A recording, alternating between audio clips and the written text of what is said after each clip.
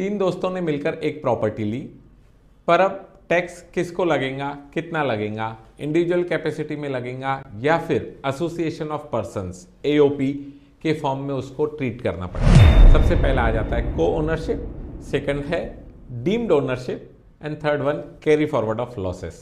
Income tax act 2025 में उसको बहुत क्लियरली बताया गया है, अगर आपके ओनरशिप के परचेस एग्रीमेंट में ही आपने क्लियरली डिफाइन किया है किसका कितना परसेंटेज है, तो फिर आपको टैक्सेबिलिटी इंडिविजुअल कैपेसिटी में रहेंगी। अगर क्लियरली डिफाइन नहीं है तो वो फिर एसोसिएशन ऑफ पर्सन की तरफ डाइवर्ट हो सकता है। फॉर एग्जांपल 12 लाख रुपए का रेंट आया तो तीन इंडिविजुअल्स में 4-4 लाख रुपए इनकम कंसिडर किया जाएगा। डीम्ड ओनरशिप एक नया कंसेप्ट लाया गया है। प्रॉपर्टी के लिए जो पेमेंट हो रहा है या फिर किसी के नाम से पहले खरीदी गई और विदाउट सफिशिएंट कंसिडरेशन उसको किसी और के नाम से ट्रांसफर किया गया, तो जो इनकम रेंट के फॉर्म में आने वाली है वो ओरिजिनल ओनर को टैक्सेबल होंगी। कैरी फॉरवर्ड ऑफ लॉसेस आपकी दूसरी इनकम से सेट ऑफ नहीं कर सकते हैं।